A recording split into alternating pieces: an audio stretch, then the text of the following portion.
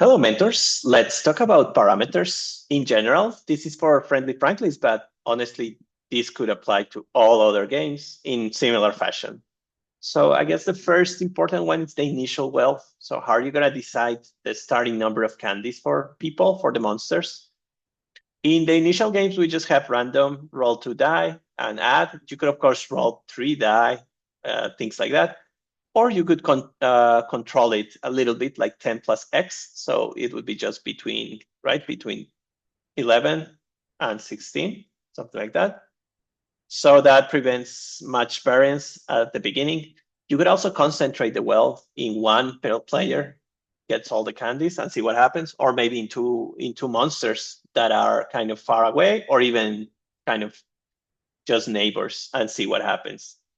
You could have another crazy ideas, like you could do random but different.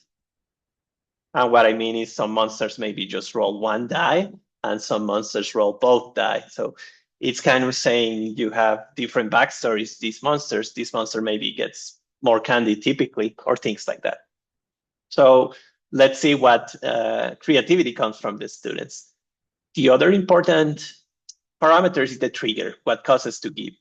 In this particular friendly Frankie's game, n is the trigger. So if I have more than n candies, I give candies. So they could have an n, even n equals 1. So when I have more than one, like 2 candies, they just give 1 candy. And this will really give you a lot of balancing here. So what else do we have? Direction. So who do I give it to? So give to the left neighbor or give to the right neighbor. Those are really equivalent mathematically. So they're kind of the same. Give it to both neighbors. That's a very interesting option. It's just a little harder when you play, so you have to be careful with that, but it should work without a problem.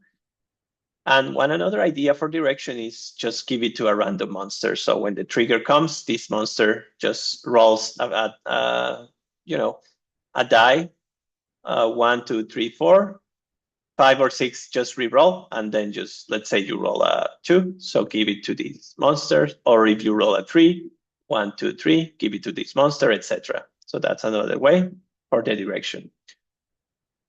The amount to give, typically we have give just 1. That's what we do, just give 1 candy so that the system evolves slowly. But you could also say give 2 candies, 3 candies, and even do it relatively. So you could say even things like, or give half of my fortune, something like half my candies, and I kept to choose the extra one, or I even give the extra one, just decide like that. And that plays a really nice game. And you would think that you would just get to 1 eventually, but that's not the case because everybody's doing it anyways. So you're giving and receiving a lot of candies. So that's really useful for analyzing the end conditions. So that's really interesting. And finally, the outlets. So what happens to the system? So in these games, usually, as you've seen, the total number of candies remain the same. So it's like a conservation of wealth. So it doesn't go out or go in. No new candies enter the system, but you also keep all the candies so that the sum is a constant. How can we do that? Violate that. For example, I could eat the candy instead of giving to someone. I could eat the candy or eat 1 and give 1. So that's a reduction of wealth. You could also have that income that every 3 rounds, the monsters roll a die and they get those candies. So that, of course, it becomes a little more realistic when you have more flow inside the system. You could also have a new common pile. So it's still a closed system, but there's a new neutral actor. So it's like a new game player, but it's neutral. It's not interested in getting rich or getting poor, doesn't care. It's just a pile. Now, this is really important when they play the games after, to be fair, because if the trigger makes them give money or give, candies to this common pile, as they play, then if this goes together with another rule, for example, that when monsters reach 0, they can get 1 free from the pile, then that's a good way to tackle inequality. So this is a common fund that would be, that would be good for that value. Still would be a closed system in this case.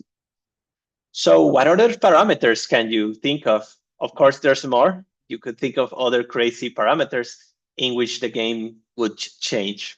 So hope you have fun and see you in the next video. Goodbye.